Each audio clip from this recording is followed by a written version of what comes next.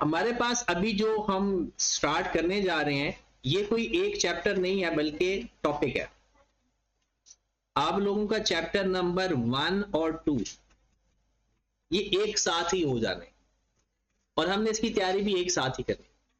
Concept wise चलना है, एक कॉन्सेप्ट पढ़ेंगे फिर अगला कॉन्सेप्ट फिर अगला। टॉपिक का नाम है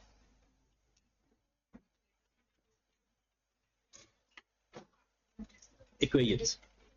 अब हमने देखा कि इक्वेशंस को अगर हम देखें तो ये दो तरह से देखी जाती है। एक पावर के लिहाज से जिसको डिग्री भी बोला जाता है और एक वेरिएबल्स के लिहाज से। अगर हम पावर के लिहाज से देखें तो ये first degree, second degree, third degree इस तरह से होता है। अगर हम पावर के लिहाज से देखें तो पावर के लिहाज से कुछ इक्वेशंस आपके पास होंगी। फर्स्ट डिग्री इक्वेशन,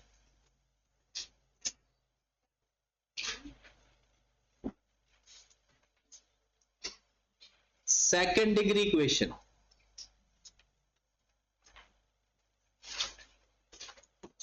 हमारे सिलेबस में दो ही हैं, फर्स्ट डिग्री इक्वेशन और सेकंड डिग्री। होती कौन सी हैं, इसको हल कैसे करते हैं, ये 1 बाय 1 हमने पढ़ना है। फिर उसके बाद थर्ड डिग्री इक्वेशन, ये हमारे सिलेबस में नहीं है।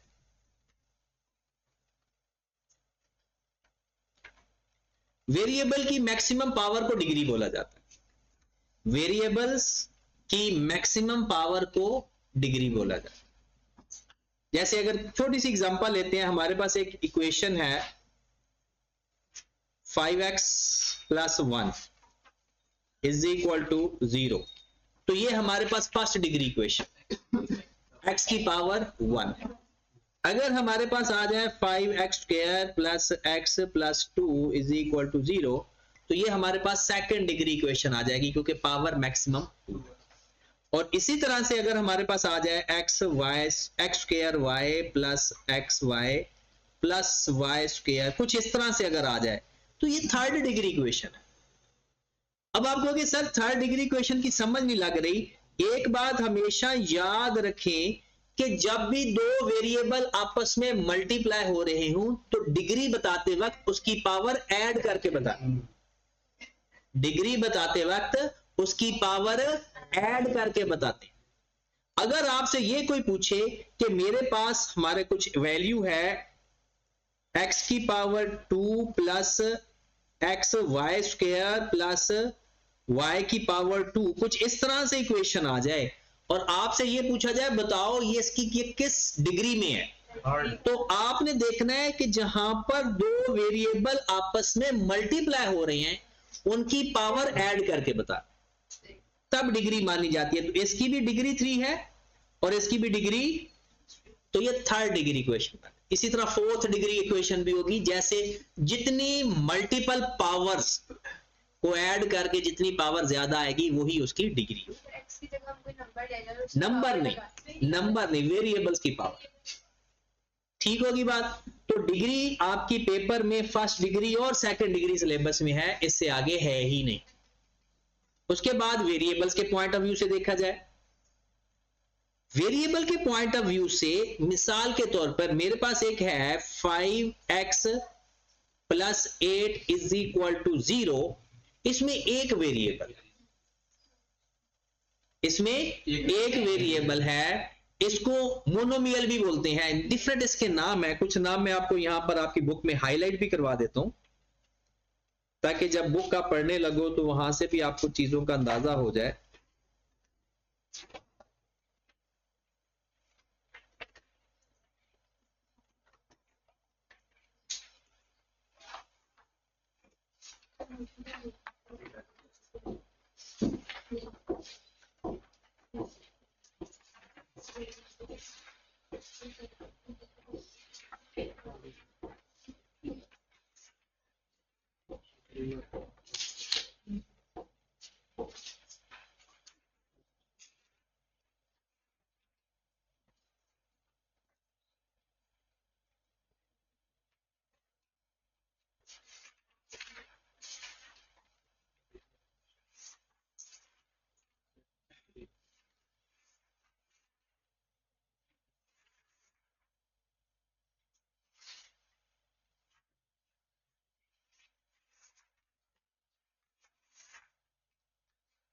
ये बेसिक सी चीजें हैं। हाँ जी, यहां पर देखिएगा, एक वेरिएबल है तो मोनोमियल, दो वेरिएबल होंगे तो बाइनोमियल, तीन वेरिएबल होंगे तो ट्राइनोमियल, और अगर एक तीन से ज्यादा होंगे तो मल्टीमोनियल। पहले मोनोमियल, बाइनोमियल, ट्राइनोमियल, और अगर तीन से भी ज्यादा वेरिएबल आ जाएंगे तो मल्टीनोमियल। मैं बता देता हूं कि अगर एक वेरिएबल होगा तो हम इसे क्या बोलते हैं, मोनोमियल। अगर दो वेरिएबल होंगे, मतलब दो वेरिएबल कैसे, y is equal to 2x plus 1, अब दो वेरिएबल इस्तेमाल हो रहे,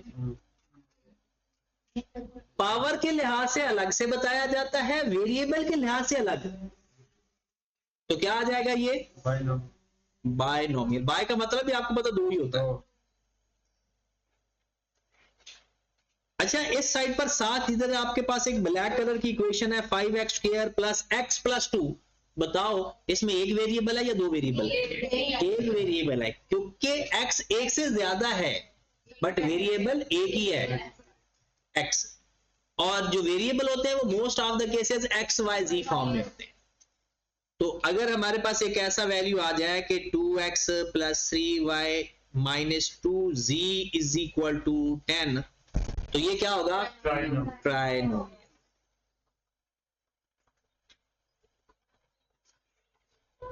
तो पावर के लिहाज से और वेरिएबल के लिहाज से इसके डिफरेंट नाम है। पावर के लिहाज से तो हमने डिटेल में पढ़ना है, अगर इससे ज्यादा आ जाएं, more than 3 variable, more than 3 variable, तो वो होगा मल्टीनोमियल। ठीक होगी बात, ये आपके वेरिएबल के लिहाज से।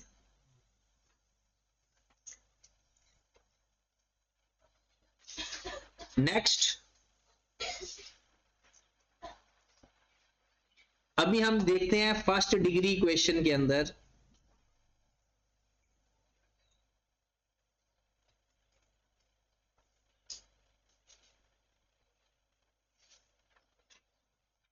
सारी बातें जो फर्स्ट डिग्री क्वेश्चंस में होंगी वो हमने इसके साथ खत्म कर देनी है। आपके दोनों चैप्टर्स के अंदर आधी आधी बातें,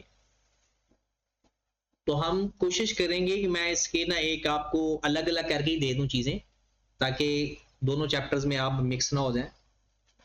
फर्स्ट डिग्री क्वेश्चन में सबसे पहले आपके पास इसकी जो स्टैंडर्ड फॉर्म है that is y is equal to mx plus c। Standard form क्या है, ये फर्स्ट डिग्री इक्वेशन की स्टैंडर्ड फॉर्म है, और इसको हल करने के लिए जो फॉर्म इस्तेमाल होती है वो है ax plus B is equal to, इसे बोलते हैं ऑर्डिनरी फॉर्म।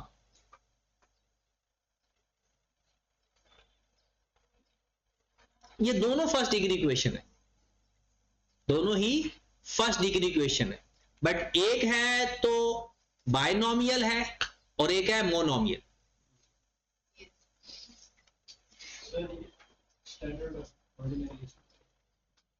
इसमें फर्क क्या है, जो स्टैंडर्ड फॉर्म है y is equal to mx plus c, ये तो आपने पढ़ी हुई होगी कि ये फर्स्ट डिग्री इक्वेशन, ये ग्राफ फाइंड करने के लिए ये इस्तेमाल होता है, और वेरिएबल को फाइंड करने के लिए हमेशा ऑर्डिनरी फॉर्म इस्तेमाल होती है, जिसमें हम अपना जो डिपेंडेंट वेरिएबल है उसको जीरो के बराबर कंसीडर करके हल करते हैं, वरना यहां से x की वैल्यू फाइंड कैसे होगी। तो हल करने के लिए ऑर्डिनरी फॉर्म इस्तेमाल होती है और ग्राफ बनाने के लिए स्टैंडर्ड फॉर्म इस्तेमाल होती है। अब इसमें जो y है वो किसके बराबर हो सकता है, y एक डिपेंडेंट वेरिएबल है,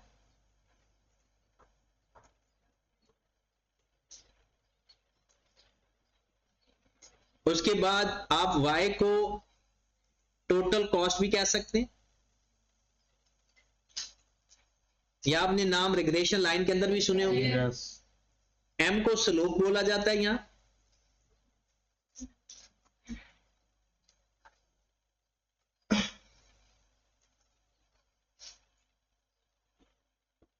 C को यहां पर y इंटरसेप्ट बोला जाता है,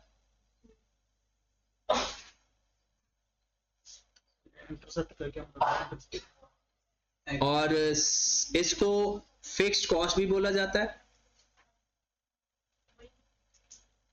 ये बिल्कुल सारे वही नाम है जो आपने रिग्रेशन लाइन में पढ़ के आए हो। M को स्लोप भी बोला जाता है और M को आप वेरिएबल कॉस्ट पर यूनिट भी कह सकते हैं।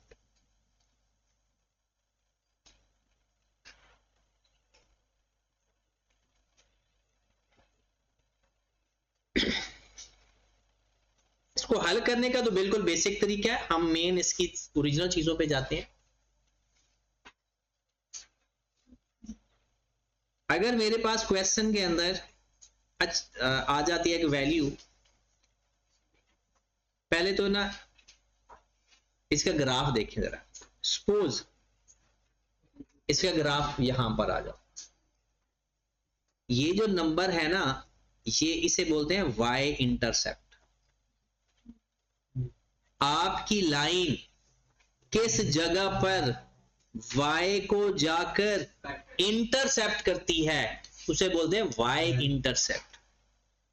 और अगर मैं इसकी बात करूं, इसे बोलते हैं x इंटरसेप्ट।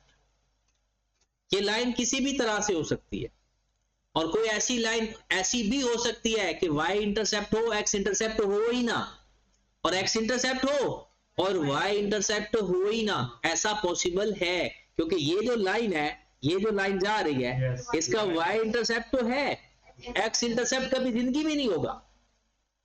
और अगर कोई लाइन ऐसी है, इसका y इंटरसेप्ट तो है, सॉरी x इंटरसेप्ट तो है, लेकिन y इंटरसेप्ट कभी जिंदगी में होगा ही। ठीक होगी बात? आगे बढ़ो फिर। अब थोड़ा सा इसके बारे में लिख ले बातें, फिर उसके बाद इसके सॉल्यूशन वाली साइड पर आ जाते हैं। फर्स्ट डिग्री इक्वेशन के नाम लिखें पहले। फर्स्ट डिग्री इक्वेशन, इसको स्ट्रेट लाइन इक्वेशन भी बोलते हैं।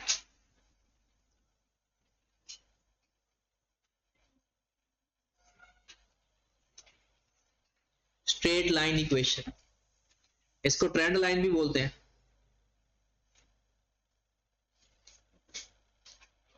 डिमांड इक्वेशन या डिमांड फंक्शन,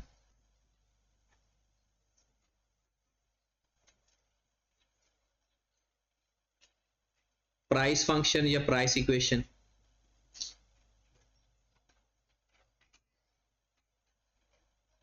रिग्रेशन लाइन, ये सब इसके नाम है फर्स्ट डिग्री इक्वेशन।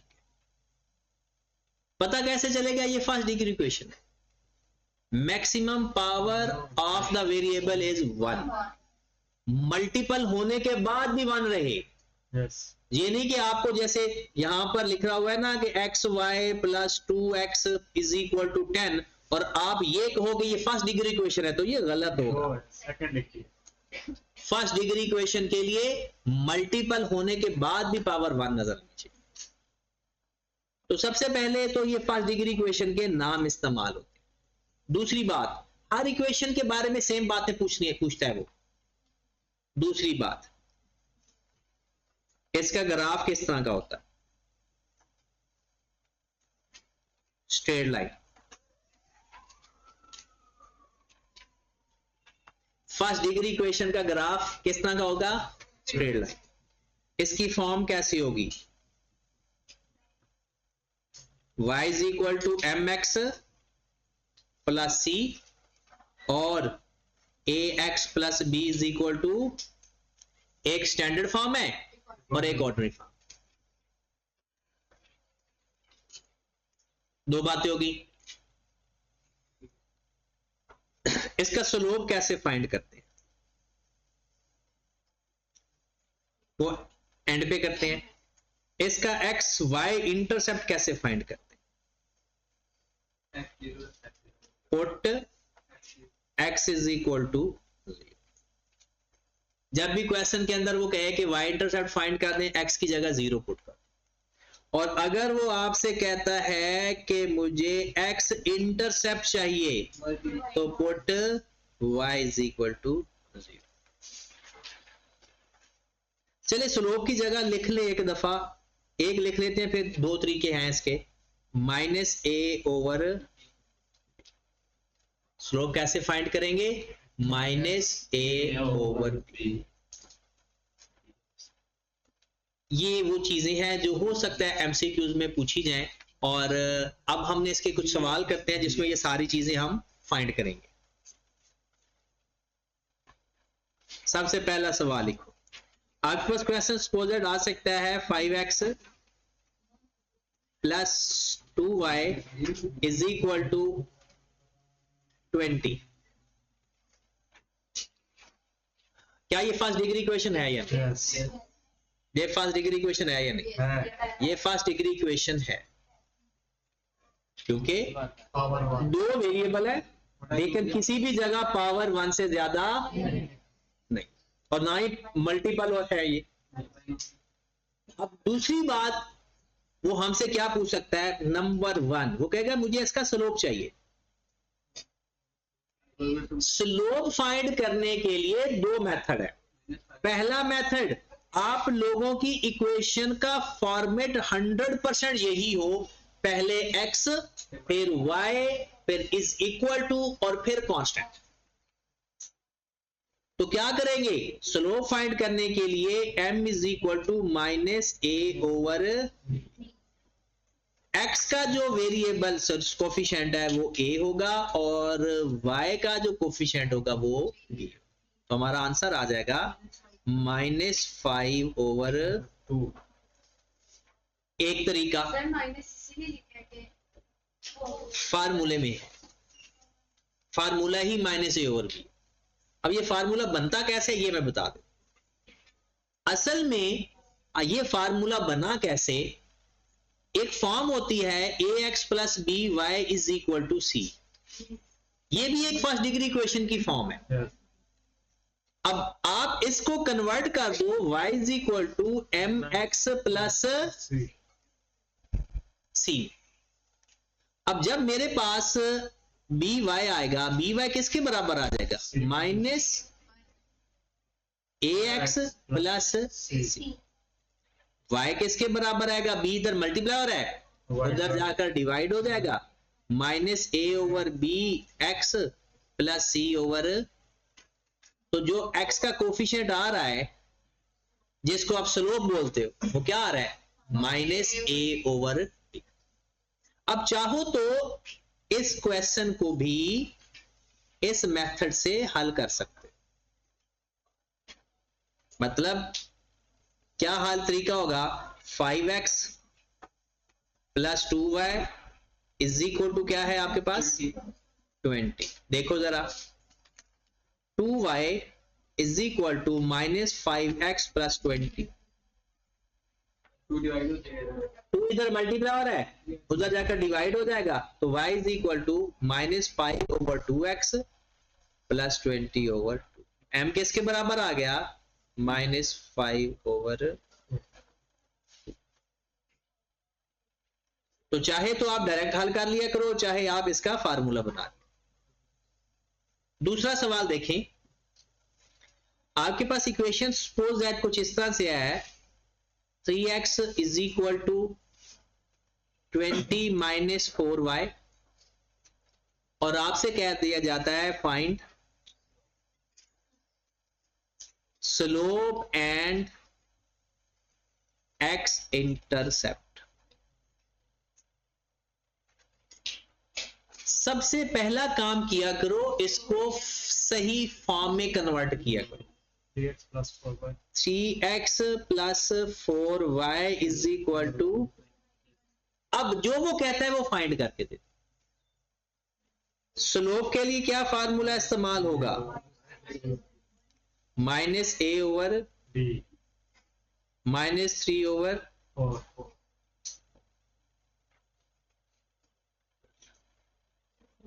और y इंटरसेप्ट के लिए, सॉरी x इंटरसेप्ट के लिए put y is equal to, y को 0 पुट कर, तो 3x इज इक्वल टू 20 और x is equal to 20 by, तो एक सवाल तो अक्सर आ जाता है, वो एक लाइन दे देता है आपको और वो आपसे कहता है कि मुझे इसमें से स्लोप फाइंड करके, या एक्स इंटरसेप्ट, और या कभी कभी ऐसा सवाल दे देता है कि एक लाइन दे देगा, नीचे वो स्लोप और एक्स वाई इंटरसेप्ट फाइंड करके दे देगा और हमसे कहेगा बताओ कौन से वाला सही स्लोप और वाई इंटरसेप्ट है। तो हम एक्स और वाई इंटरसेप्ट फाइंड कर लेंगे, स्लोप भी फाइंड कर लेंगे, नीचे दिए गए आंसर के साथ कंपेयर कर लेंगे। उसके बाद अगले सवाल पे, कभी कभार ऐसा होगा कि आपको 2 पॉइंट्स दे देगा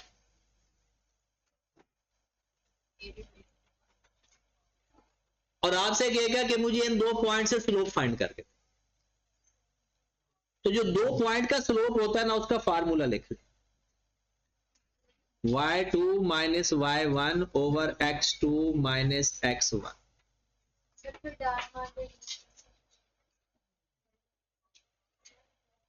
y2 माइनस y1 ओवर, अब ठीक है, Yes. x2 minus x1। अब y2 माइनस y1 मतलब ये हमारे पास x1 है और ये y1 है, ये x2 है और ये y2। तो क्या करेंगे, y2 minus y1 over x2 minus 9 minus over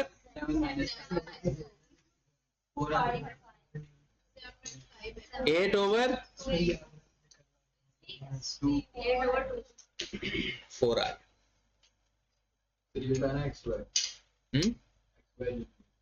हाँ,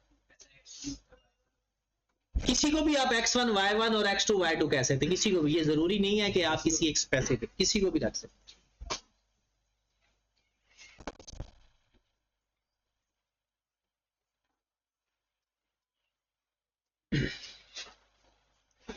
ठीक होगी बात, आगे चले।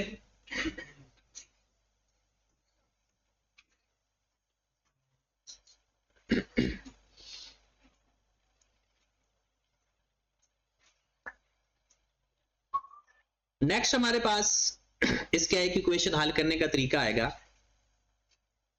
x plus 1 over y minus 1 is equal to 1/2 और x plus 3 over y minus 3 is equal to 5/2। सवाल आपके पास इस तरह से आएगा और आपसे ये कह दिया जाएगा कि भाई मुझे इसमें से x और y की वैल्यू फाइंड करके दे। इसके 2 तरीके, एक तो इसको क्रॉस मल्टीप्लाई करके फिर आप इक्वेशन पे चले जाए, क्रॉस मल्टीप्लाई करके फिर आप इक्वेशन पे चले जाए। दूसरा तरीका ये होता है कि इसको बैक सॉल्व कर दिया जाए। पहले दोनों तरीकों से सवाल करवाता हूं, क्रॉस मल्टीप्लाई करें इसको, ये सवाल ही ऐसा आएगा आपको, बिल्कुल ऐसे ही 2 इक्वेशंस आएंगी और आपसे कह दिया जाएगा x और y की वैल्यू फाइंड करके। तो क्या आएगा, 2x plus 2 is equal to y minus 1। पता चला? Yes. इस 2 को इसके साथ मल्टीप्लाई किया, फिर y माइनस 1 को 1 के साथ, तो हमारे पास आ गया 2x minus Y is equal to minus,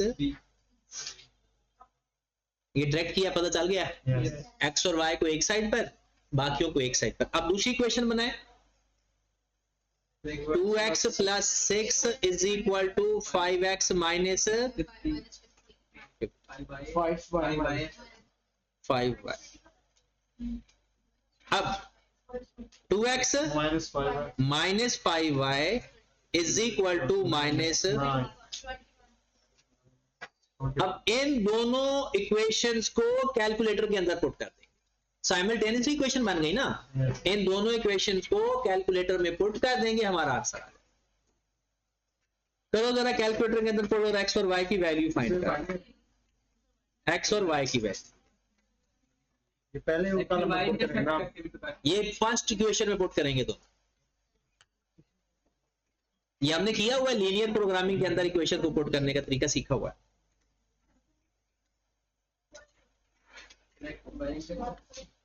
नहीं, एक्स और वाई की वैल्यू फाइंड करेंगे और वो उसको बोलेंगे इंटर पॉइंट इंटरसेक्शन, दोनों लाइनों का इंटरसेक्शन पॉइंट। x की वैल्यू 3/4, x की वैल्यू 3/4, 9/। तो जब भी इस टाइप का क्वेश्चन आएगा क्रॉस मल्टीप्लाई करके इक्वेशन बनाएंगे और हमारा सवाल हल।